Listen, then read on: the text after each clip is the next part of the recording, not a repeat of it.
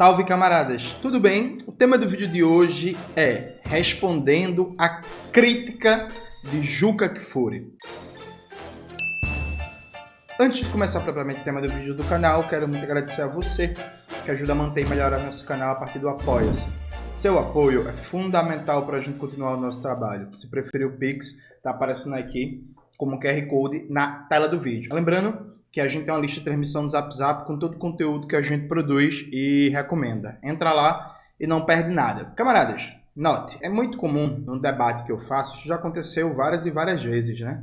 As pessoas não responderem os argumentos, né? Mas fazerem ataques à minha pessoa, ataques a supostos aspectos negativos do meu comportamento e o mérito, o argumento não ser debatido. Isso já aconteceu tantas vezes que eu já perdi a conta. Teve até um episódio curioso, por assim dizer, acho 3 anos atrás, eu acho. Tava numa live, o Paulo Gala, o Gessé Souza, o José Macedo Rego e o Gabriel Galípolo, futuro presidente do Banco Central. Aí na época eu tinha escrito um artigo fazendo uma crítica ao Gessé Souza e que no fundamental o Gessé Souza se colocava como profeta do novo, dizia que ele era o primeiro a pensar naquilo, apagando toda uma literatura crítica da história brasileira, né? No livro A Elite do Atraso, o Gessé Souza diz que é o primeiro que vai considerar o papel da escravidão na formação, na morfologia do que é o Brasil. Assim, isso é uma piada, né? Inclusive, meu artigo criticando o Gessé Souza está na revista Ópera.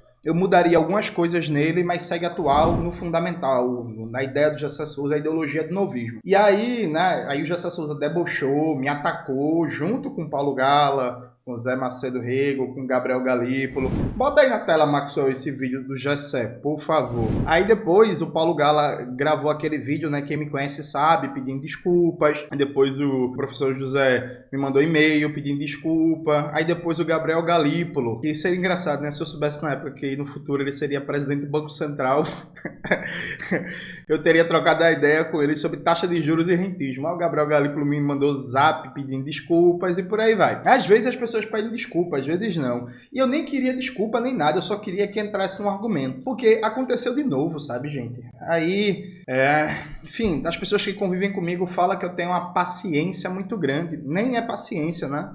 Eu acho que é sentido de missão política e de propósito, né? Porque eu não estou falando para as pessoas que me atacam, eu estou falando para a classe trabalhadora, eu estou falando, como diria aquele clássico bordão do movimento estudantil que o Zamiliano odeia, estou falando para conquistar corações e mente. Então é isso, tem que ter paciência mesmo e tal, mas aconteceu de novo. O Juca Kfouri e o Trajano foram lá no Futeteco, né, um podcast e tal, e aí, velho, entrou no assunto.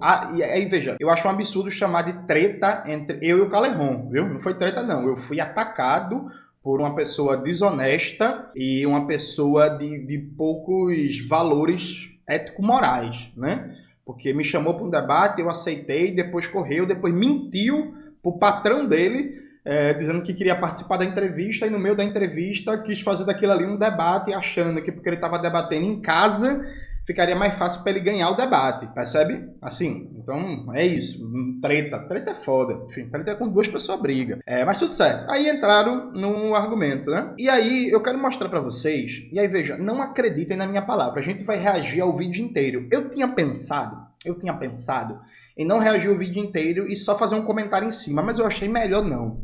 A gente vai reagir o vídeo inteiro. E vocês vão me dizer se eu estou certo ou se eu estou errado, se tem argumento ou não. As ideias que eu exponho foram refutadas ou não? Os argumentos que eu coloco foram desmontados por A mais B ou foi mais um ataque de ordem pessoal, subjetiva, que não entra no mérito dos argumentos? É isso que a gente vai ver. Então vamos lá, né? A gente teve essa discussão que tomou muito conta do nosso campo assim, progressista, que foi a discussão ali envolvendo o César Callejon e o Jones, né, falando sobre até que ponto esse governo tem que ser criticado por nós da esquerda, uma vez que não tem nenhum ou outro partido que se coloque de maneira pragmática, de fato, com chance de vencer algo em termos macro, né? E aí, assim... Veja, a pergunta já começa com um viés equivocado, né? Até que ponto se pode criticar essa esquerda, já que não tem nenhum outro partido que se coloque de forma pragmática com chance de vencer? Tá, vencer pra quê? Assim, vencer pra quê? A ideia é vencer uma eleição para ter um governo menos violento para a classe trabalhadora, que dê mais possibilidades para a classe trabalhadora se organizar, lutar, e que a gente consiga arrancar algumas políticas em benefício da classe trabalhadora. Me parece que governo capitalismo é isso, né? É isso que a gente pode esperar. Um governo menos violento, menos repressivo, que garanta mais condições de liberdade e de organização da classe trabalhadora e que a gente consiga, no âmbito do conflito redistributivo, isso é, pela distribuição da riqueza socialmente produzida, né, conseguir arrancar conquistas para a classe trabalhadora. Então, assim, vencer a eleição para quê? Porque aí se tem um falso argumento que é: não importa o que está se fazendo agora, só importa as possibilidades abstratas de 2026. Só que esse raciocínio por si é falso, porque ele parte do pressuposto que o que se faz agora não tem impactos em 2026, entende? Então, assim, fica calado, engole tudo, em 2026 tem eleição. Mas peraí, gente. Peraí, isso não faz sentido, percebe? Então, a primeira coisa, aí, esse tipo de pergunta já mostra que o compromisso não é com a classe trabalhadora. O compromisso é com as expectativas eleitorais de 2026. E aí dá para ter compromisso com a classe trabalhadora e pensar nisso a partir também das consequências eleitorais para 2026. Mas não é isso que está sendo feito, né? Colocado e debatido. O encaminhamento da pergunta já é em si problemático. Mas vamos seguir. O Jones defende, por exemplo, que esse governo é um governo de centro-direita, neoliberal, alguma coisa meio que assim. Rodolfo. O que vocês pensam sobre isso? Veja, o Zé Disseu, ele falou que o governo Lula é um governo de centro-direita, né? Bota aí na tela, Maxwell, pelo amor de Deus, a reportagem com a fala do Disseu. É assim, né? Aí veja, as pessoas se incomodam quando eu falo que a política do governo é neoliberal, né? As pessoas se incomodam com isso, mas nunca tem um bom argumento. No decorrer da fala do Juca Kfouri, a gente vai ver se vai vir um argumento, e eu vou desenvolver essa ideia com vocês. Eu acho o seguinte, quer dizer, criticar vale, nosso papel é tentar levar o governo o mais possível para as causas populares, tendo a compreensão de que é muito fácil falar daqui de fora sem ter que controlar um Congresso hostil, que a história do Brasil já demonstrou.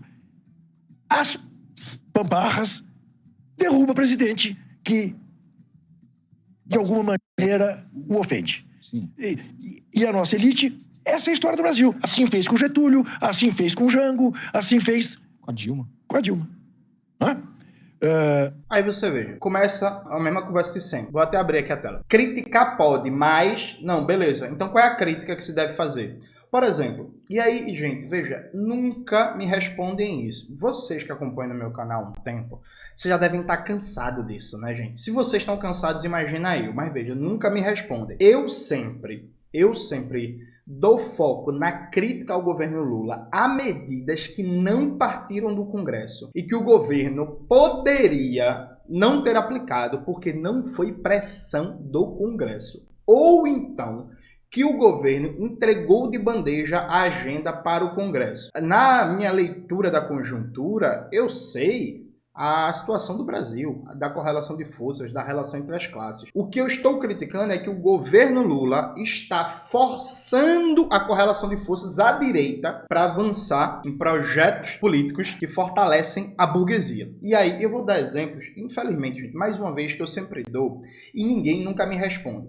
Veja, não foi o Congresso que decidiu que o governo Lula, via BNDES, ia ter participação ativa na modelagem e no financiamento de escola, de posto de saúde, de presídio, de hospital, de parque, de praça, de estradas, de terminais portuários. Não foi o Congresso. Aí, outro dia desse no Twitter, alguém apareceu assim: e você acha que é assim, com a canetada que muda? Não, pô. A nova gestão do BNDES, do Aloysio Mercadante, alterou o estatuto do banco para permitir o financiamento de PPP em presídio, colocou na carteira de investimento. É assim mesmo, uma canetada, foi uma caneta do presidente, percebe? Não foi o Congresso, não foi o Congresso. Veja, as pessoas, inclusive, algumas pessoas, né, gente, infelizmente, negam o debate sobre a realidade. Sabe a privatização de escolas que o Tarcísio Freitas está em campanha em São Paulo? é com participação do BNDES. Sabe a privatização de escolas que o Ratinho Júnior está encampando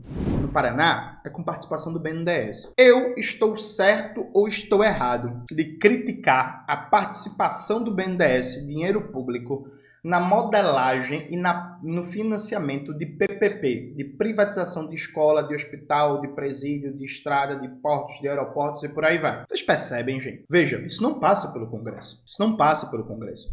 Isso é uma decisão do governo Lula. Isso é uma decisão do governo Lula de manter a política tocada pelo Michel Temer e aprofundada pelo Bolsonaro, de fazer do BNDES também um banco de fomento para parcerias público-privadas avançando na desestatização da economia. O BNDES tem um papel ativo na articulação junto com o programa o PPI. O que é o PPI? Programa de Parceria de Investimento. Foi criado pelo Michel Temer, tem um site do PPI disponível. Bota na tela aí, Maxwell, por favor. Lá no site do PPI vocês vão ver que está dito explicitamente que a missão do programa é desestatizar a economia brasileira. A missão do programa é desestatizar a economia brasileira, ou seja, entregar tudo para o mercado privado.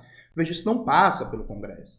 E aí, duas consequências práticas disso. Você está gerando bilionários, são pessoas que estão ficando bilionárias a partir da sua principal fonte de lucro, é apropriação privada de recursos públicos para gerir de maneira privada bens públicos, né? Como escolas, como rodovias, como terminais portuários, como aeroportos. O que é que esses bilionários vão fazer, gente? Vão usar o seu poder econômico, que necessariamente no capitalismo se transforma em poder político e ideológico, para forçar cada vez mais privatização e apropriação do fundo público. Então, a CCR, por exemplo, que é uma das empresas que mais cresceu nessa ondinha de pegar PPPs para administrar bens públicos, os donos da CCR já são bilionários e são grandes apoiadores do Tarcísio de Freitas, por exemplo. São entusiastas do Tarcísio de Freitas candidato a presidente. Então, está se financiando com dinheiro público bilionários que vão em 2026, inclusive, trabalhar contra a reeleição do Lula ou qualquer outra figura que ele indique lá. Vocês percebem? Aí, veja, coisas como essa, ninguém nunca responde, né? Vou dar outro exemplo ainda no âmbito das consequências. Historicamente, a base do funcionalismo público, da saúde e da educação tem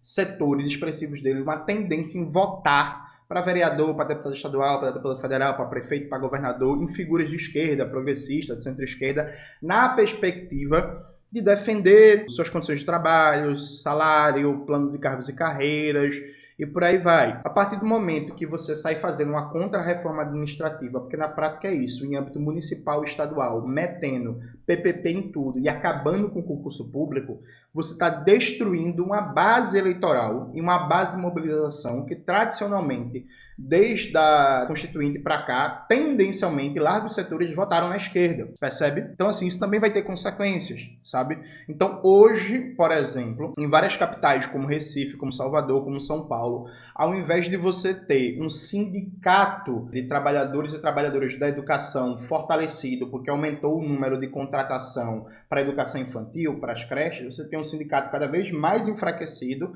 porque a criação de vagas de creche hoje se faz basicamente por PPPs. Então, ao invés de fortalecer um sindicato que teria um potencial eleitoral à esquerda na próxima eleição, você está financiando empresas privadas. E aí, gente, na eleição de 2026, vocês acham que as empresas privadas que administram as vagas de creche em Recife, em Salvador, em São Paulo, no Rio de Janeiro, em Porto Alegre, em Belo Horizonte e por aí vai, essas empresas, elas vão apoiar que candidatura, gente? Elas vão financiar que candidatura? Vocês entendem?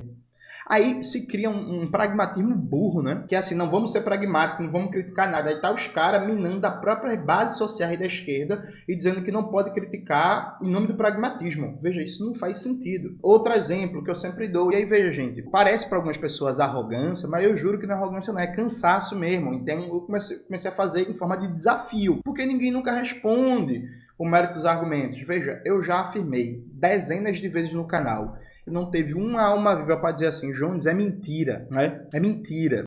Veja, e aí tô fazendo desafio de novo. Veja, é verdade ou é mentira que o projeto do novo teto de gastos já foi enviado para o Congresso, um projeto neoliberal em que, se o Congresso não tivesse feito alteração nenhuma, ele continuaria incompatível com o piso constitucional da saúde e da educação. Bora lá, gente. É verdade ou é mentira isso, sabe? Veja, o Congresso piorou um pouco o novo teto de gastos. Perfeito? Sem indiscutível. Mas o projeto em si já saiu do governo incompatível com o piso constitucional da saúde e da educação, incompatível com o SUS, incompatível com a educação pública. Um dos textos que eu cito é o do professor Pedro Paulo Bastos, que está publicado no site A Terra é Redonda, não existe alternativa, interrogação. Já citei esse texto também mais de 20 vezes aqui no canal. Bota aí na tela, Maxwell. O professor Pedro Paulo, ele mostra as mudanças que o Congresso Nacional fez no novo teto de gastos, chamado de arcabouço fiscal, mas mostra também que antes das mudanças do Congresso, o projeto já era rebaixado e neoliberal, gente. Alguém vai chegar com o espantalho assim, mas Jones, você acha que um projeto melhor passaria no Congresso? Aí, de novo, é o falso pragmatismo. Se o argumento de vocês era que um projeto de política fiscal, de regime fiscal bom, não passaria no Congresso, qual é o básico da política? O governo apresenta um bom projeto que garanta, por exemplo, a continuidade crescente do investimento em saúde, em educação, em infraestrutura, em geração de emprego e proteção ao meio ambiente, e deixa para o Congresso o desgaste político de cortar tudo isso. Vocês entendem? Então, se o governo quer fazer a disputa na sociedade, quer fazer o debate na sociedade, inclusive, para esse chaveco, essa mentira de vocês, que o Lula queria fazer as coisas, mas não pode por causa do Congresso. Então, vamos politizar a sociedade sobre a composição do Congresso? Uma das ótimas formas seria o governo mandar uma proposta de regime fiscal ótima, bom para o SUS, para a educação pública, para combate às desigualdades, para a geração de emprego, para a proteção ao meio ambiente, etc. E deixa o Congresso atacar isso. E o governo fazendo debate público abertamente que ele defendia sim mais investimento para a saúde e educação, mas o Congresso é que foi contra, né? Porque se a lógica de vocês iria perder de todo jeito, esse é o argumento de vocês, beleza, se iria perder de todo jeito, bota a conta do negócio nas costas do Congresso. Não. Veja, isso é alguma genialidade política, isso é alguma coisa mirabolante, sabe? Assim, mas não foi isso que foi feito. Outro exemplo que eu sempre dou é que quem levantou o debate sobre atacar o piso constitucional da saúde e da educação não foi o Congresso Nacional, não foi nem sequer a mídia burguesa, em 2023. A primeira voz importante a levantar esse debate foi o Ministério da Fazenda do Fernando Haddad, o Antônio Martins, no texto A Cruzada de Fernando Haddad contra a Saúde e a Educação, publicado em Outras Palavras, coloca aí na tela, Maxwell faz uma cronologia desde 2023 dos ataques ao piso constitucional da saúde e da educação promovidos no debate público pelo Ministério da Fazenda. É verdade ou é mentira que o Ministério da Fazenda está desde 2023 falando em atacar o piso constitucional da saúde e da educação para fazer com que ele caiba no novo teto de gastos? Veja, gente, isso é verdade ou é mentira? Percebe? Vamos lá? É verdade ou é mentira? Então, veja, nunca se entra nos argumentos. Do mesmo jeito que eu já dei vários exemplos de oportunidades que o governo Lula perdeu para pautar o debate público e mudar a correlação de forças. Agora que aconteceu a explosão do tema da luta pelo fim da escala 6x1, acho que ficou muito didático para as pessoas esse discurso de que é mentira, de que o Congresso de maioria conservadora não dá para fazer nada. Veja, o Congresso de maioria conservadora é um problema, é um dado a ser levado em conta na luta política na hora de você fazer uma análise do panorama das forças que estão postas em presença. A ideia que não dá para fazer nada é injustificável. Então, eu já dei aqui vários exemplos no canal, em entrevistas e por aí vai, que, por exemplo, o governo poderia, no caso da tragédia dos Yanomamis, ter aproveitado aquele momento de comoção nacional e internacional para ter avançado numa proposta de demarcação de todas as terras indígenas pendentes e fortalecendo os direitos de proteção aos povos indígenas. Isso não foi feito. Eu já dei o exemplo para vocês que quando aconteceu a tragédia no Rio Grande do Sul, que é a quarta maior economia do país, o quarto maior PIB do país em termos de estados, e a comoção que aquilo gerou, o governo Lula poderia ir para as cadeias de rádio e TV, convocar um debate nacional e dizer que era imprescindível para a reconstrução do Rio Grande do Sul, suspender, derrubar ou, no mínimo, flexibilizar o novo teto de gastos para amenizar a austeridade. Isso não foi feito, pelo contrário. O governo trabalhou na perspectiva contrária de salvar o novo teto de gastos, das pressões para aumentar o gasto público frente à destruição no Rio Grande do Sul. Eu também já debati aqui com vocês que quando estava acontecendo mais de 150 mil focos de incêndio, a presidência da República poderia, mais uma vez, ter pautado o grande debate nacional sobre a necessidade de um plano nacional de reflorestamento, despoluição de rios, reconversão produtiva para combater o desmatamento, a degradação ambiental e as mudanças climáticas no Brasil, inclusive pautando a política fiscal, enfrentando a austeridade. Isso, mais uma vez, não foi feito. Veja, isso significa que seria garantido que ganharia? Não, gente. Nada é garantido na vida a não ser a morte, viu? Só para vocês saberem. O fato é que, na política, existe o que Maquiavel chama de virtu e fortune. A fortuna, se a gente for fazer uma tradução vulgar, é como se fosse a sorte. Há momentos na política que se abrem oportunidades melhores e há momentos na política que a gente tem situação pior. Então, por exemplo, quando aconteceu a tragédia no Rio Grande do Sul, e ninguém está falando de lado bom da tragédia, gente, pelo amor de Deus. O que você está dizendo é, frente àquela tragédia com a objetividade, ficava mais difícil defender um discurso de contenção de gasto, de austeridade, de equilíbrio das contas públicas frente a mais de 2 milhões de pessoas no quarto estado mais importante da economia brasileira, debaixo d'água. O que se está falando é que quando metade do Brasil estava coberto por fumaça tóxica e que tinha mais de 150 mil focos de incêndio, ficava mais difícil defender um discurso de austeridade e de estado mínimo de enxugamento da máquina pública. O que isso está dizendo é que, frente à tragédia dos Yanomamis, ficava mais difícil defender o discurso contra populações indígenas, contra a demarcação de terras indígenas. Percebe? E nenhuma dessas oportunidades é aproveitada. Repare, ninguém nunca responde isso, sabe? Ninguém nunca responde. E aí, tudo certo, gente. A nível de pedagogia política mesmo, eu vou ficar repetindo. Porque esse discurso de que não dá para fazer nada, espere a próxima eleição e cala a boquinha, é um discurso reacionário. Sabe a diferença desse discurso pro discurso da Margaret Thatcher, de que não há alternativa? Ou o discurso do Francis Fukuyama, de que é o fim da história? Aceite o Estado liberal e a economia de mercado e cala a boquinha? A diferença é nenhuma. É o que o Mark Fisher chama no livro lançado pela Autonomia Literária, coloca na tela Maxwell, de realismo capitalista. É isso, viu, gente? Não tem diferença nenhuma para o discurso da Margaret Thatcher, que não há alternativa. E essa visão tosca, primária, da conjuntura brasileira, ela é levada até no plano histórico. O jogo que for falar a história brasileira é a história da derrubada de Getúlio, da derrubada de Jango, da derrubada de Dilma. Veja, eu já gravei um vídeo no canal aqui, né, sobre Getúlio, Jango, Dilma e a história brasileira. Eu não vou lembrar bem o título, mas Maxwell sabe qual vídeo é. Bota na tela, Maxwell, por favor. Em que eu faço um debate completo contra essa visão equivocada que reduz a história de Jango, a história de Getúlio, a derrota. Mas vamos lembrar que o Getúlio ganhou em 1930, liderou a chamada Revolução de 30. Getúlio ganha em 32 a rebelião oligárquica paulista, chamada erroneamente de Revolução Constitucionalista. Aí Getúlio ganha em 35 da gente, dos comunistas, mete o cacete na gente, prende um bocado de gente, tortura um bocado de gente, mata um bocado de comunista, um bocado de anarquista também, né? Aí Getúlio ganha da gente em 35.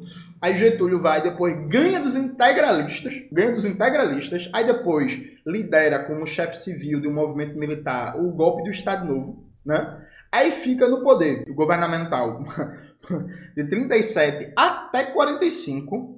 Quando é derrubado o governo, um golpe de Estado, monta um partido político diretamente mais vinculado a ele, o PTB, mas o PSD também tem uma vinculação com ele. Aí o bicho ganha a presidência de novo em 50, consegue criar a Petrobras, dentre outras coisas. Aí no final ele se mata. Aí a história do cara é só resumida. Tá vendo? Não dá pra fazer nada, mataram o Getúlio. Meu amigo, meu irmão em Cristo. Todo mundo fala que o suicídio do Getúlio criou uma situação política de tal sorte que o legado político-institucional do Getúlio não tinha espaço político-eleitoral para ser questionado. Em que sentido? Seria impossível, depois do suicídio do Getúlio, por exemplo, algum partido propor desmontar a Petrobras, acabar com a CLT, acabar com a Vale do Rio Doce, acabar com a Companhia Siderúrgica Nacional, acabar com o Ministério da Educação e Saúde e por aí vai. Essa análise me parece verdadeira. O nível de comoção gerado com o suicídio de Getúlio criou uma conjuntura que mesmo a UDN,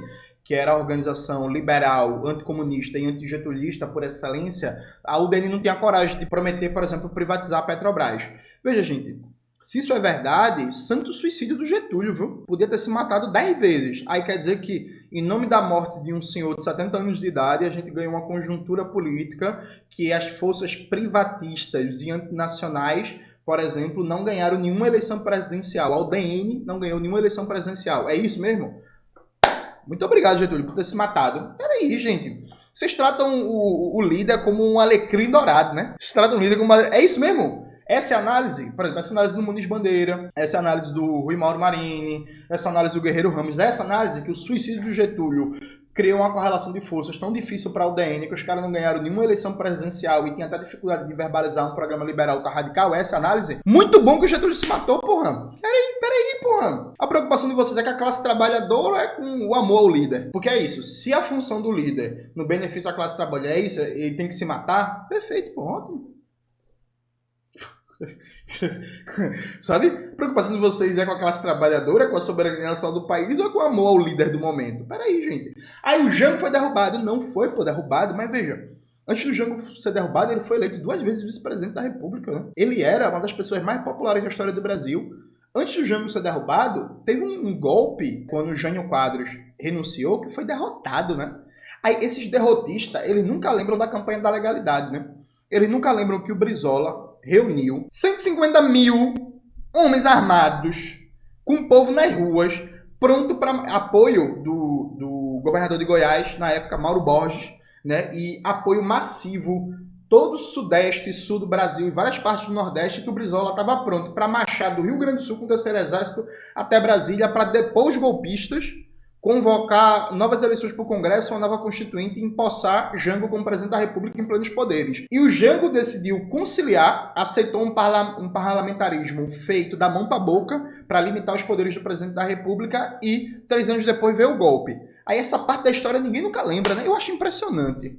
Ah não, mas o Jango levou um golpe, pô. Mas antes de levar um golpe, porra, teve a campanha da legalidade, pô. Tá ligado? Que foi a primeira vez na história da América do Sul, que um movimento cívico-militar derrotou um golpe dos 3 braços das Forças Armadas juntos.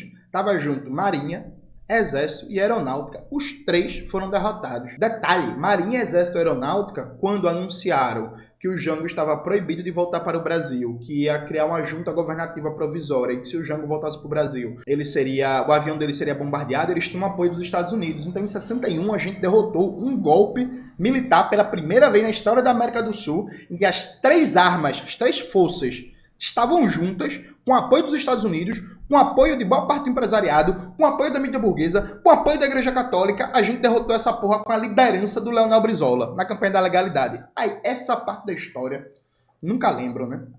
Aí, a história do Jango deveria ser vista como uma história de que conciliar dá errado. Não a história de que se tentar fazer alguma coisa em prol do povo é derrubado. O erro do Jango foi ter aceitado aquele parlamentarismo meia-boca, né? O erro do Jango não foi ter lutado depois pelas reformas de base. Pelo contrário, isso é uma das coisas mais bonitas, inclusive, da biografia do João Goulart. A forma como o João Goulart não aceitou desistir das reformas de base, né? Mas assim, peraí, gente, sabe? Aí, essa coisa de culto meio idiotizada ao líder aparece na fala do Juca, né? Não é muito fácil a gente daqui criticar, mas quem tem que lidar com o Congresso é o Lula. É mesmo, Juca, o presidente tem que lidar com o Congresso, né? Que surpresa, viu? O presidente tem que lidar com o Congresso, né? Porra, será que o Lula sabia disso? Peraí, né, gente? Assim, é até difícil não ser irônico. Esse argumento é, não, o presidente tem que lidar com o Congresso. Tem, né? Tem. O presidente tem que lidar com o Congresso, o presidente tem que lidar com pressão do empresariado, o presidente tem que lidar com pressão dos Estados Unidos, tem que lidar com pressão das Forças Armadas, tem que lidar com pressão do agronegócio. E aí, qual é o argumento? O argumento é dizer, a água é molhada, logo deixa eu dar um murro na sua cara e não reclame. É isso mesmo? É citar uma coisa óbvia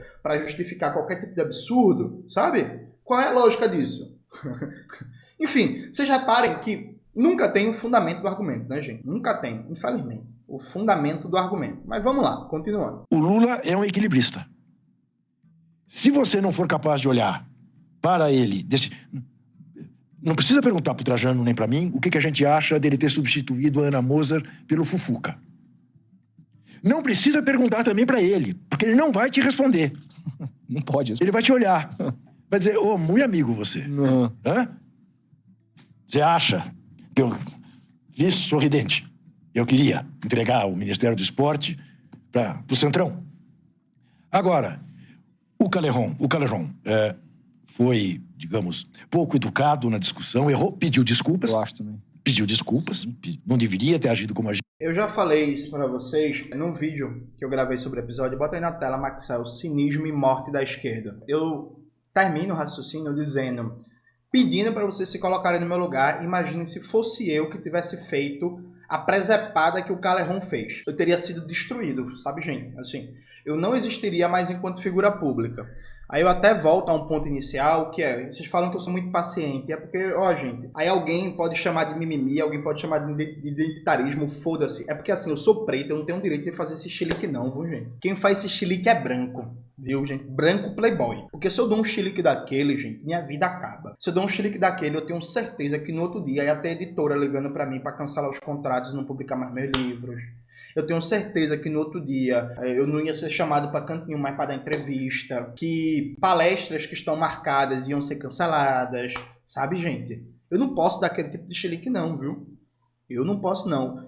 De verdade, eu peço para vocês imaginarem o que teria acontecido comigo se fosse eu que tivesse dado o chilique do Callejon, sabe? Só pensa assim o que teria acontecido comigo. Aí o Juca Kfouri fala, o Callejon foi pouco educado, olha... É uma mãe alisando o filho. O Callejon foi pouco educado. Ele fala, ele pediu desculpas. Mentira, Ju. Mentira, Ju. Ele não pediu desculpas. Ele, numa frase de 20 segundos, falou, eu quero pedir desculpas pelo episódio de ontem, eu me equivoquei. Equivocou em quê? Não disse. Isso não vai se repetir. Eu mantenho o que eu disse, mas eu não agi correto. Eu não agi correto em quê? Ele não pediu desculpas.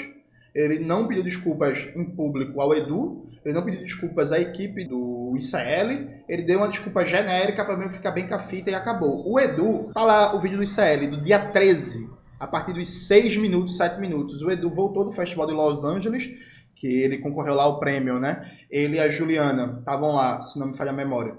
Concorreram ao prêmio com o documentário Vai para Cuba, ganharam, inclusive parabéns para o Edu, para a Juliana, para o ICL que participou da produção do documentário.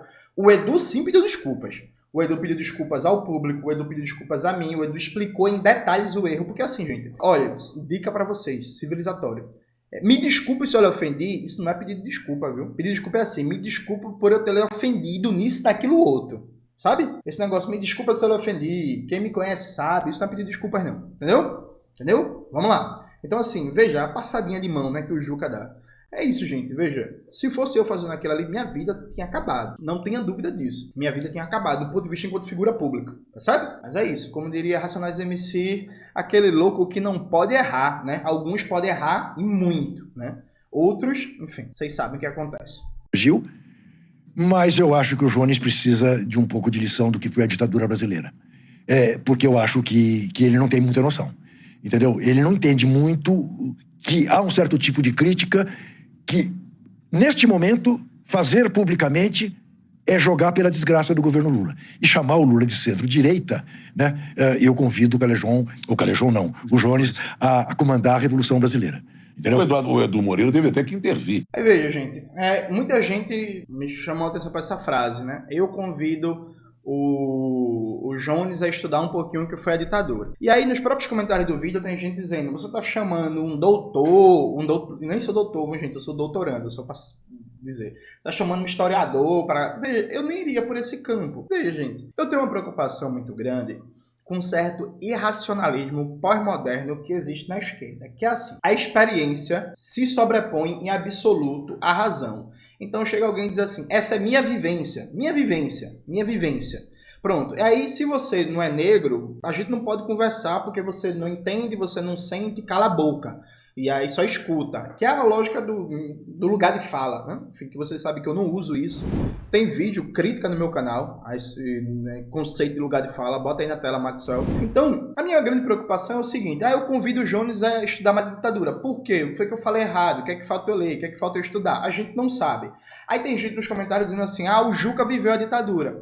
Não, gente, veja, o Juca viveu a ditadura. Eu não vivi porque eu não tenho idade, né? Eu nasci em 1990, e aí ser jovem não é crime, né? Mas, veja, se eu for por esse mesmo viés, e se eu chegar assim pro Juca, eu convido o Juca a morar numa favela, porque o Juca tem experiências que eu nunca vou ter. né? Ele viveu o período da ditadura militar, eu não vivi. Então, claro, eu vou ter um conhecimento de estudo, de pesquisa, de literatura. O Juca pode ter este conhecimento, mais um conhecimento de experiência prática, de experiência histórica com a ditadura, coisa que eu nunca vou ter. Já eu tenho um conhecimento sobre a realidade brasileira dos anos 90 e diante que o Juca não tem, porque o Juca é rico, tem dinheiro, né? Então o Juca não sabe o que é passar fome, o Juca não sabe o que era morar numa casa que alagava nos anos 90, o Juca não sabe o que foi apanhar da polícia no começo dos anos 2000, o Juca não sabe o que era trabalhar CLT, carteira assinada, 6 por 1 para ganhar um salário mínimo.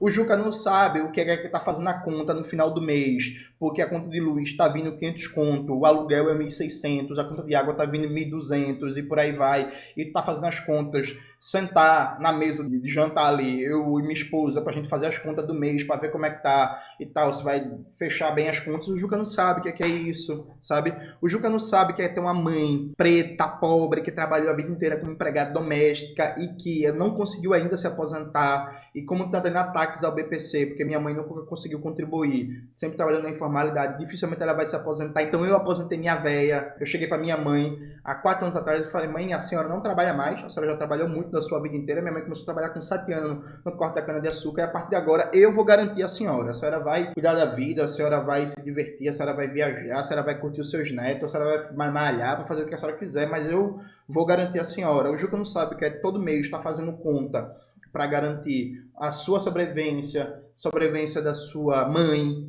O Juca não sabe o que é isso, sabe? O Juca não sabe o que é ir para um protesto e ter medo de ser preso, de apanhar da polícia, de levar uma bala de borracha no olho. Então tem várias experiências que eu tenho e o Juca não tem. E aí?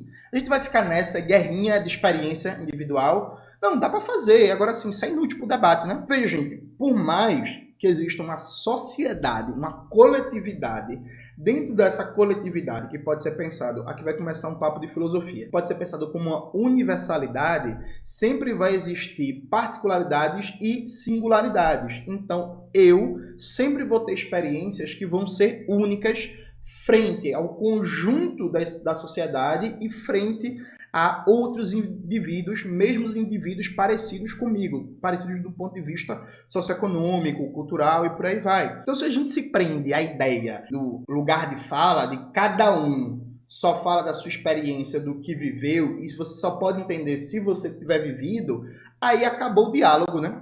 Aí acabou a esfera comum do entendimento, né? Sabe? Acabou a esfera comum do entendimento. Aí o Juca vai mais uma vez, diz assim: o Jones precisa aprender que tem críticas nesse momento que não são pertinentes. Quais? Me dê um exemplo. Me dê um exemplo. Ah, mas... Aí alguém vai dizer assim: Jones, mas ele deu exemplo, ele falou que não pode dizer que o governo é de centro-direita. Mas não é não, gente. E qual é o problema de dizer isso? O próprio Zé Disseu não falou isso não, foi? Sabe? O Reinaldo Azevedo fala isso toda semana no programa dele. O Reinaldo Azevedo, ele fala no programa dele, o É da Coisa, que o verdadeiro centro democrático no Brasil é o Lula. Que o PT é um partido de centro e que o Lula é um político de centro. O Reinaldo Azevedo fala isso. Será que eu vou ter que ficar branco, careca e usar aquelas boinas ridículas para conseguir falar a mesma coisa? É isso mesmo? Sabe, gente? Oh, meu Deus do céu. É muito difícil, gente. É muito, muito, muito, muito difícil. Sim. Sim. Porque realmente o Calejão foi educado. Foi. Mas aturar também o Jones é dose pra leão, né? Isso. E aí, ele tem que tomar... Aí, para aturar o Jones é dose para leão, né? O Calejão faz aquela provocação todinha, mas para aturar o Jones é dose para leão. Vamos nessa. Cuidado de não parecer fazer o papel do provocador. Uhum. Porque, da mesma maneira que existe provocador de direita, existe provocador de esquerda. Sem dúvida, sem dúvida. Entendeu? E aí tem que tomar... Ele é um cara bem formado, Caetano Veloso já andou... Aí veja, gente, o Calejão mente pro Eduardo Moreira, dizendo que quer participar da entrevista, faz um desafio surpresa, chega arrotando dinheiro, apostando Corolla, fazendo uma provocação, e o provocador sou eu. E o provoca... Veja, eu acho fantástico. Eu gravei um vídeo na segunda-feira falando da campanha do Brasil 247 contra o fim da escala 6x1, né? E eu comentei os ataques pessoais que o Rick Azevedo está sofrendo. O Rui Costa Pimenta chamou o Rick de Zé Ruela, de golpista e tal. E, porra, mesmo não tendo amizade pessoal com o Rick, eu gravei o vídeo porque eu fico preocupado, porra, porque não é todo mundo que se acostumou a lidar com esses ataques, não, viu, gente? Isso não é coisa fácil, não. Veja, eu não vou citar nomes aqui, mas eu conheço gente. Eu conheço militante, eu conheço parlamentar, eu conheço youtuber que adoeceu por causa de ataque, porra. Tá ligado? Assim, então eu gravei esse vídeo, bota aí na tela, Maxwell, na segunda-feira e lancei, porque, porra, eu acho que é foda, velho. Tá ligado? Imagina, a galera não faz debate político, a galera faz um debate de ficar xingando, de ficar atacando, de ficar criando teoria da conspiração, por aí vai. E veja, eu defendo o debate teórico pode ser duro, pau quebrando. Veja, eu nunca rompi com ninguém por causa de debate teórico duro. Pelo contrário, inclusive, eu citei no começo do vídeo o episódio lá do José Souza, quando o Paulo Gala, antes dele gravar aquele vídeo lá pedindo desculpas, o Elias entrou em contato comigo. Eu falei, olha, eu não conheço o Paulo Gala, você conhece, você é amigo dele, você acha que ele é um cara honesto, de boa fé e que ele quer realmente pedir desculpas e não tá só querendo limpar a imagem dele? Aí o Elias falou, acho. Eu falei, então pode dizer ele que pode pedir desculpa publicamente e que eu divulgo pedir desculpa dele. Eu não tenho frescura não, viu, gente? Assim, é isso. Vamos nessa. Agora, isso é duro, gente. Sabe? Tem gente que não aguenta. Tem gente que isso faz mal. Tem gente que isso fode a cabeça. E as pessoas, consciente ou inconscientemente, elas sabem disso. Elas fazem isso de propósito. Veja, essa semana, no Twitter, tava rolando mais um ataque contra mim. Foi o que aconteceu. Eu recebi, final do ano passado, ou começo do ano, nem lembro direito agora, um convite para escrever o prefácio de um livro, Pela Lutas Anticapital, né? E aí, no convite para escrever esse prefácio, mandaram um e-mail para mim, um arquivo do livro e tal, perguntando se eu não podia escrever o prefácio. E aí falaram do autor, o autor é o Carlos Garrido, é um cubano estadunidense. E aí, esse Carlos Garrido, eu só conheço porque uns 3, 4 anos atrás, ele pegou um vídeo meu, aliás, a transcrição de um vídeo meu, né? Marxismo Ocidental, Cultura Cristã e Feitos pela Derrota, acho que esse é o título, coloca na tela também, Maxwell, só para não perder o costume, e transcreveu para o inglês e publicou lá no site dele. Isso fez um sucesso da porra, sucesso da desgraça. Isso rodou na gringa, que só porra, rodou na Inglaterra, rodou em um bocado de canto, esse texto traduzido para o inglês. E aí, o Carlos Garrido depois escreveu um livro debatendo a tese do meu vídeo e também uma tese do Lossurdo sobre a crise do marxismo ocidental. A editora mandou para mim o livro. Eu li o livro, tenho discordâncias várias. O livro é um livro de debate filosófico. É um debate filosófico sobre a ideia de contradição, a ideia de pureza e como essas noções filosóficas de contradição e pureza aparecem como substrato político, teórico, de analisar as experiências de transição socialista, né? Aí eu escrevi o prefácio, mandei para a editora, começo do ano também, assim. E a editora é assim, viu, gente? Você manda um negócio para publicar. Tem prefácio de livro que eu escrevi em 2022, até hoje não foi publicado. Eu vou participar ano que vem do lançamento do livro da Darcy Ribeiro, o livro coletivo que eu participei. O texto do livro eu escrevi em 2023. O livro foi lançado em 2024 e o lançamento do livro vai ser em 2025. A editora é assim. E aí, nesse meio tempo, depois que o prefácio já foi enviado, eu nem lembrava mais da história e por aí vai, foi fundada uma organização trampista marxista nos Estados Unidos e que esse Carlos Garrido participa dessa organização. Aí me informaram isso, um camarada inclusive de Pernambuco, mais ou menos um mês atrás, tá? E aí eu fui e pedi para Maxwell mandar um e-mail para a editora para dizer que na próxima edição do livro eu quero reavaliar a presença do meu prefácio nesse livro. Né? Porque como é que funciona a editora, gente? Normalmente, a Luta Anticapital é uma editora pequena, né? Normalmente tem uma tiragem de 500 cópias e que demora um ano para ser vendido e tal. Então, na próxima reimpressão, eu vou reavaliar a presença do meu prefácio lá e tal. Aí, ontem no Twitter, tava a galera... Jones está colaborando com o Nazibol, com o fascista, um cara fascista, um cara reacionário e por aí vai. Tá lançando um livro no Brasil e Jones está colaborando. Quando, na real, era um livro sobre teoria filosófica da transição socialista, entrando na polêmica também sobre China, mas muito mais no âmbito filosófico. Não tem nada de marxismo conservador, de apologia do conservadorismo, de Nazibol, de porra nenhuma no livro. Quando eu recebi o convite para escrever o prefácio e enviei o prefácio, essa organização de extrema-direita marxista nem existia ainda, percebe? Mas é isso, tá no Twitter. Jones é nazibol, Jones é conservador, Jones não sei o quê. Tem 3 mil vídeos no meu canal batendo em conservadorismo. Tem vídeo no meu canal batendo em transfobia, batendo na transfobia do Henri Bugalho. Tem vídeo no meu canal batendo no Aldo Rebelo. Eu entrei numa polêmica pública com a senhorita Bira, dizendo que ele tem uma leitura conservadora do debate sobre opressões e do mal chamado identitarismo. Eu tô batendo em conservadorismo há 1000 anos aqui no canal. Meu irmão, tem 3 mil vídeos, assim, no canal, batendo em conservadorismo, batendo, inclusive, em figuras conservadoras da política brasileira, em Aldo Rebelo, em certos desvios e erros do Ciro Gomes, do Nildo Ourix. Vai sair um livro agora, a pré-venda do livro começa amanhã. No caso, como o vídeo está saindo dia 20, começa hoje, né? Em que um dos capítulos, o capítulo final do livro, é um capítulo debatendo o identitarismo, que eu bato numa leitura conservadora do marxismo. Mas aí os caras estão aí me atacando no Twitter, dizendo que eu sou nazibol, dizendo que eu sou a desgraça, dizendo que eu fecho com conservadorismo. E aí, claro, ignora tudo que eu falo há 10 anos. Tá ligado? Essa é a vida. Essa é a vida. E isso não é fácil. Sabe? Não é todo mundo que aguenta uma desgraça dessa, não. Veja, não é todo mundo que aguenta num episódio como aquele, em que eu fui agredido simbolicamente, eu sou chamado de provocador, não Calerron. Percebe? Estou apaixonado por ele, pelas ideias dele e tudo mais. Eu já prestei atenção muitas vezes nas coisas que ele tem a dizer, mas acho que menos, meu filho, menos, porque o jogo é pesado. Então, eu não sou seu filho, tá ligado? Eu não sou seu filho. Enfim, eu não quero nem dizer o que eu tô pensando com isso. Vamos nessa.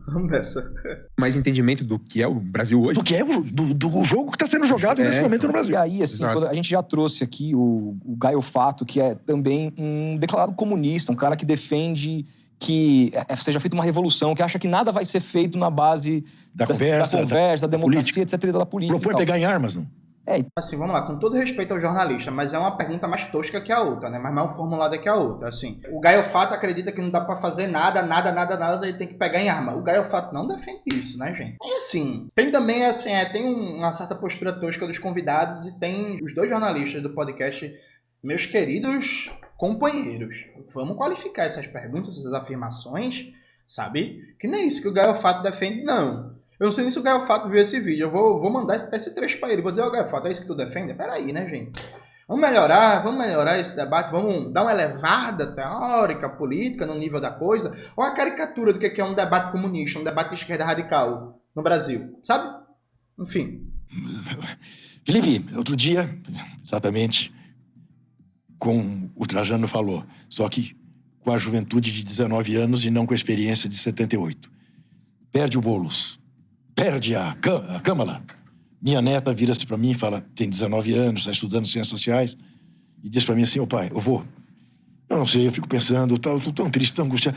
Eu não sei se tem saída, se que não seja dando tiro. Uhum. Eu falei, Lulu... Então, Juca, no caso, sua neta achava que a vitória de Boulos e de Kamala Harris era uma saída. Aí, veja, o problema menor é querer dar tiro, né? O problema maior, e aí, claro, é uma jovem de 19 anos. O fato de uma jovem de 19 anos, segundo o seu relato, se for verdadeiro, pensar isso, zero gravidade, é isso. O jovem tá na vida pra aprender, pra errar e tal. O problema maior, que for, é você ouvir um negócio desse e pensar assim, porra, o único problema é que ela falou que quer dar tiro nos outros, ó. Mas ela achar que Câmara era uma saída pra alguma coisa, enfim, difícil, né? Do céu, não faça isso que o seu avô já fez e deu os burros na água. E não é dizer que eu quero desestimular porque eu fiz e deu errado, que ela vai fazer e dá errado, porque às vezes é uma questão de tempo. Então. Mas vocês acham que nós temos alguma condição de ganhar do Exército Brasileiro? Isso eu tive consciência num ponto na vida paulista, esperando o cara com quem eu tinha um encontro. Olhando... Gente, eu vou dar só uma adiantada aqui para tirar essa propaganda aqui e o Juca Kfouri vai contar uma anedotazinha aí sobre o tempo da luta armada, que ele era jovem, que não tem muita importância porque a gente tá falando, não. Tinha assumido.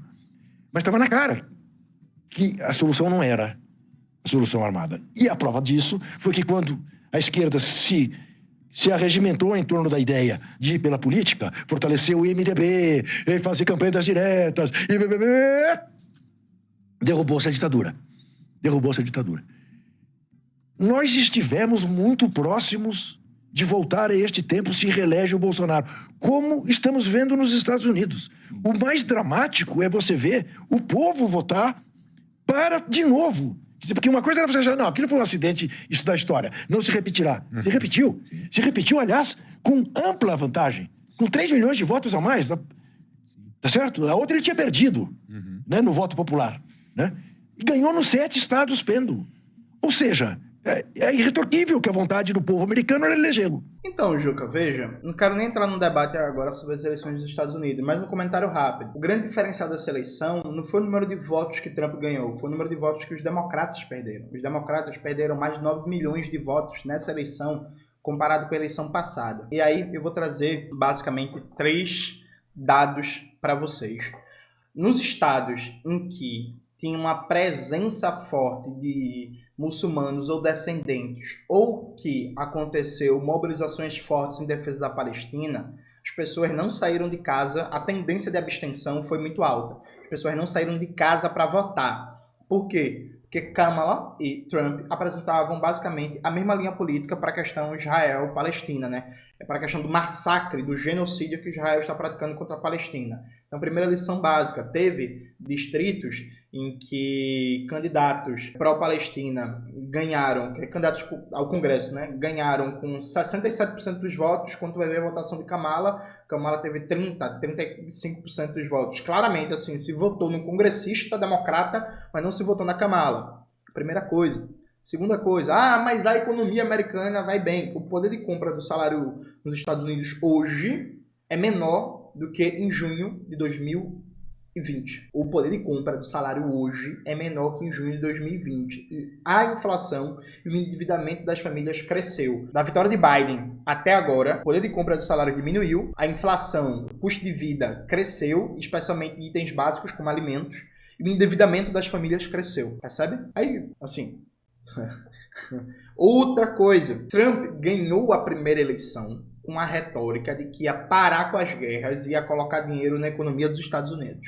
A gente sabe que Trump não cumpriu isso. Dito isto, é inegável, é inequívoco perceber a força que tem há anos no panorama eleitoral dos Estados Unidos um discurso de que os Estados Unidos gastam muito dinheiro fazendo guerras lá fora, e o cidadão médio dos Estados Unidos está abandonado em termos de emprego, de saúde, de educação, de oportunidade, e por aí vai.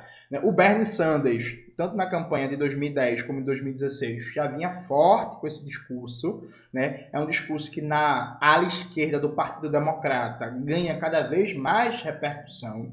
O Trump ganha a primeira eleição com esse discurso. É um discurso que na eleição de 2020 teve um pouco menos de apelo, mas estava por ali também. E seguidas pesquisas de opinião reprovavam o comportamento do governo Biden na guerra da Ucrânia e na questão palestina. Qual foi a resposta que o governo Biden deu a essa questão? Absolutamente nenhuma. Aí se cria uma lógica... que é impressionante, né? A culpa é do povo ou a culpa é de quem critica? A culpa nunca é do miserável que, por exemplo, não comprou brigas fundamentais nenhuma até as últimas consequências para, por exemplo, garantir ganhos reais significativos, robustos do poder de compra do salário, ou para interromper a espiral gigantesca de endividamento das famílias estadunidenses que passa por ensino superior, passa por serviço de saúde, crédito imobiliário e por aí vai. Então, assim, é impressionante, né? Nunca se faz um debate concreto sobre como a política econômica, a política externa, a forma de governança do governo não reacionário que perdeu facilitou a vitória do governante reacionário, né? Porque assim, vamos lá, gente. Vamos lá, sabe? Será que o Biden não tivesse feito aquela atrapalhada que foi a guerra da Ucrânia, por exemplo? Será que o Partido Democrata não tivesse sido totalmente leniente e apoiador do genocídio contra o povo palestino, mesmo tendo marcha de 500 mil, 400 mil, 100 mil pessoas nos Estados Unidos, contra o genocídio do povo palestino. Será que se a economia tivesse de fato melhorado? E aí tem gente, eu acho fantástico isso, tem gente que se surpreende com a sua própria desinformação, que é assim, aconteceu alguma coisa que os imigrantes votaram muito mais nessa eleição em Trump, os imigrantes, os latinos, comunidade negra, do que na eleição passada. Mas os democratas, eles são contra o discurso xenofóbico de Trump. São mesmo, gente. Faça o seguinte, faça uma experiência. Pega os dados de deportação do governo Obama, do governo Trump e depois do governo Biden, sabe? Pega os dados de deportação. Aí vocês me dizem uma coisa. O Trump, ele deporta muito mais, ele é mais violento com os imigrantes em termos de deportação do que os governos democratas. Vocês vão ter uma surpresa que vai ser uma delícia, viu, gente? Eu recomendo vocês fazerem esse exercício. Aí vocês vão descobrir que não é surpresa. Aí você vai dizer assim, mas Jones, aí os democratas são tão ruins quanto os republicanos em termos de deportação de imigrantes, é por causa disso o imigrante vai votar no Trump. Doideira, né? Dito isto, a gente pode achar inacreditável a conclusão. Mas assim, não dá para achar inacreditável que a pessoa não queira votar nos democratas. Porque ela está há anos comendo essa pala safada de discurso de direitos humanos dos democratas na eleição, mas eles deportam tão ou bem mais que Trump, a depender do ano em análise. E aí, gente? Sabe? Enfim, mas é muito fácil fazer falsos debates apoiados em senso comum, né? É muito fácil ignorar realidades como essa. Então, você nesse momento jogar brasa na sardinha do governo Lula é um equívoco político grave, eu acho. Grave. Agora, eu não tenho que engolir sapo. É muito simples pra mim fazer aqui o papel do herói. Entendeu? Ele tem. Não, isso aí é verdade. O Juca não precisa engolir sapo. Então, assim, tiver corte no BPC, ele não vai sofrer com corte no BPC. Tiver ataque ao piso constitucional da saúde e da educação, ele não usa o SUS. Ele não usa educação pública, sabe? Tiver redução de verbas para geração de emprego, tiver aumento, por exemplo, a Caixa agora aumentou, né, o que tem que se dar de entrada para fazer financiamento de imóveis. O Juca que foi não precisa da Caixa. O número de pessoas endividadas hoje é mais de 72 milhões de brasileiros, né? O Desenrola é uma mentira, que não limpou o nome de ninguém, mas o Juca não precisa do Desenrola. O Juca não precisa de programa para renegociação de dívidas. O Juca não está preocupado com agronegócio, porque ele pode pagar peso de ouro orgânico, né? Alimento saudável. Ah, não, mas se tiver desastre climático, ele não vai ser um problema fundamental para ele. Porque se tiver enchente onde ele mora, ele pega um helicóptero, se não morrer, e vai para outro lugar, sabe? É isso. É verdade, Juca. Você não precisa engolir sapo, tá ligado? Não precisa engolir sapo. Então é isso, tudo certo. Enfim. Ele tem. Sim. E construiu a carreira dele todinha assim. O que o Jones confunde é que o Lula é um conciliador por natureza. Isso não significa ser de centro-direita. E ele não está fazendo... Como que um governo de centro-direita faz a declaração que ele fez ontem? Ah, é? Querem tomar de quem não tem? Então vamos começar pelos milionários, pelo exército, pela Câmara, pelas emendas, pelo não sei o que e tal. Isso é um homem de centro-direita falando? E aí, é curioso, né? O argumento do Juca é fantástico. O Juca conhece... E eu vou citar um exemplo antigo, né? E um exemplo mais... Como é que eu posso dizer? Mais atual. Pronto. O ACM, Antônio Carlos Magalhães, né? Oligarca da Bahia, que dominou a Bahia por muitos anos. O Antônio Carlos Magalhães era amigo do Fidel Castro. Bota a imagem deles aí juntos, Maxwell, por favor.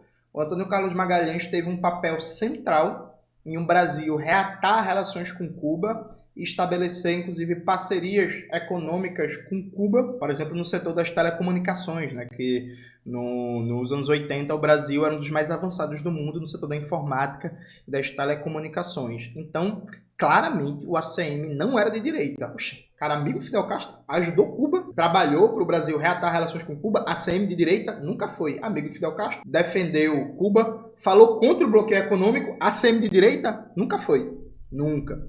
O Fufuca, que o Trajano e o Juca se referiram, o Fufuca, quando o Lula comparou as práticas genocidas de Israel ao nazismo, o Fufuca foi o primeiro ministro do Estado a se pronunciar em defesa do Lula. Antes da Aniele Franco, antes do Silvio Almeida, que era ministro na época, antes da Sônia Guajajara, antes dos ministros do PT, o Fufuca foi o primeiro. Então, como assim, de direita, o Fufuca? O Fufuca defendeu a declaração de Lula e dizendo que o que Israel está praticando é semelhante, sim, às barbáries do nazismo. Fufuca de direita? Não. Uma declaração boa da porra. Sabe? Assim. E aí, gente, eu peço desculpas pelo excesso de deboche, é porque, de novo, é difícil. Assim, é difícil você assistir 10 minutos e não arrancar um argumento, sabe? Não é fácil, não. E aí, quando é negócio da direita... Por exemplo, eu fiz um react a um videozinho merda do Nicolas Ferreira. Bota aí na tela, Maxwell. E é isso, é o Nicolas Ferreira. A gente não espera nada dali e tal. Eu esperava um pouco mais do Juca, sabe? Enfim, um pouco decepcionado, mas tudo certo. Agora, ele conseguirá fazer isso? Eu aponto um caminho de quem consiga. É isso? É isso? E aí parece contraproducente. Veja como derrubaram a Dilma, amigo. Veja como derrubaram a Dilma. E aí me parece, eu me lembro de várias pessoas que, por exemplo, na época do governo Bolsonaro, que foram importantes para que o Bolsonaro se elegesse, que começaram a falar assim, puta, vamos sair desse cara, que esse cara não é tanto quanto a gente imaginou. Isso. E aí começou a dar fogo amigo o tempo todo. Me parece fogo amigo. Não, do outro lado, eles não têm o menor pudor de se matar entre eles pelo poder. Assim. Desse lado, deveria ser mais civilizado. Mesmo assim... E aí, conversando com o Calejão, assim... Nós perdemos a eleição, ganhamos a eleição, sim. Agora, é a eleição mais fraudada da história do Brasil, né, Zé? Do ponto de vista do derrame de dinheiro. Tanto que para consertar a economia é uma baita dificuldade. Porque esse cara derramou. Eu estava vendo uma entrevista do Haddad, o desarranjo que fizeram em tudo. Isso. Bolsa Família. Bolsa Família, estatística, IBGE. Sim. É um negócio absurdo que aconteceu. Então é complicado, é muito complicado. Nós estamos presos ao pior Congresso, e o Congresso que virá isso era pior que esse. É o que o doutor Ulisses falava, né? E o professor João Rocha falou também. Ele falou, impressionante como o brasileiro, não dá pra falar que o brasileiro é um ser meramente conservador, porque nas últimas eleições a esquerda ganhou a maioria. Mas no Congresso, para eleger os congressistas... O Mário Covas dizia que o povo era tão sábio, que o povo estabelecia o equilíbrio. Então, ele votava majoritariamente no executivo em tal cidadão, mas votava no legislativo de maneira a não dar maioria ao cidadão, para ele ter que compor, para ele ter que fazer política. Entendeu? Essa era a leitura. E o Covas dizia, o povo nunca erra. Né? O que eu me reservo o direito de dizer que erra sim, mas enfim.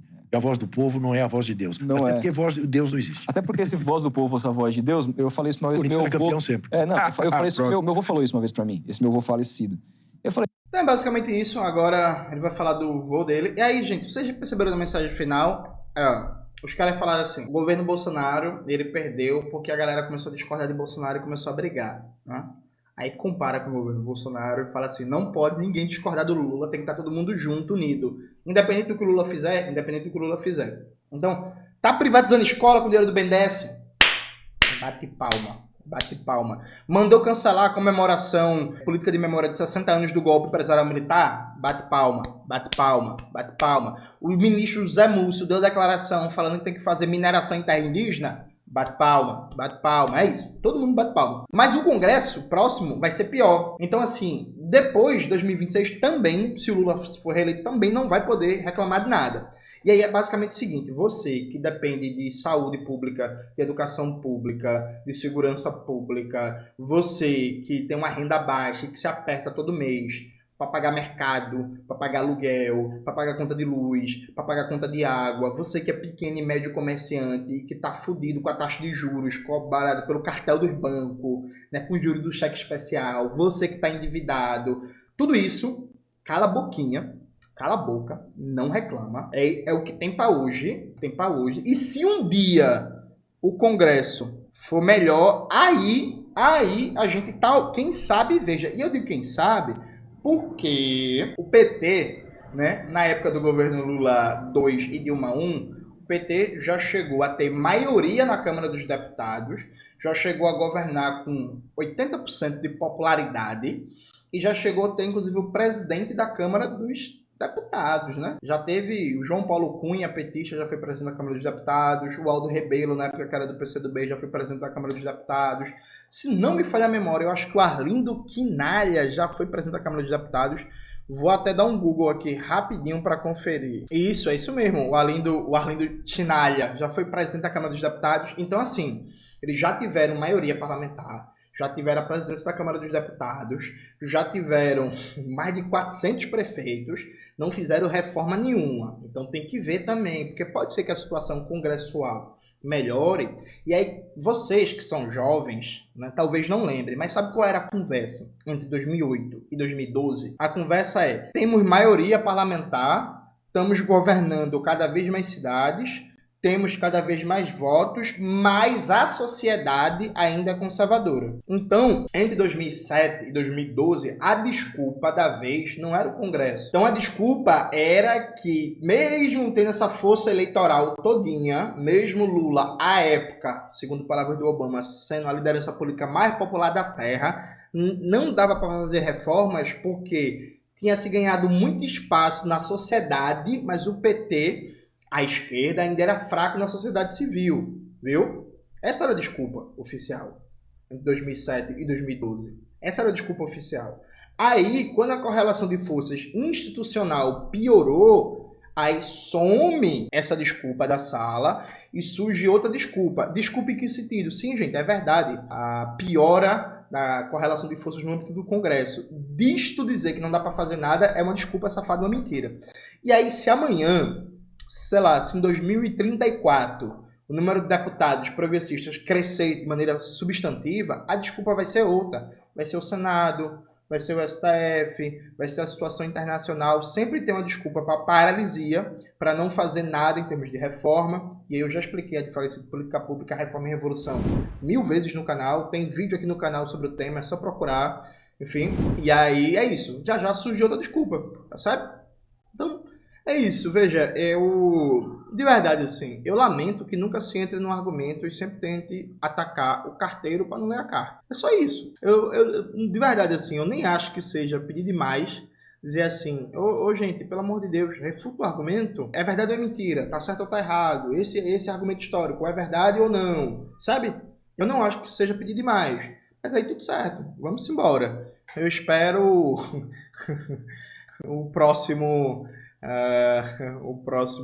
a próxima crítica que não vai ter argumentos. É isso. Tamo junto. Agradeço, viu? Um abraço, Juca. Um abraço, Trajano. Um abraço vocês do Futeteco. Foi um prazer inenarrável ouvir 10 minutos desse papo. Beijo. É isso, galera. Espero que vocês tenham gostado do vídeo hoje do canal. Não se esqueça de se inscrever no canal, ativar o sininho, curtir esse vídeo, compartilhar tudo isso que vocês já sabem. Um beijo e até a próxima.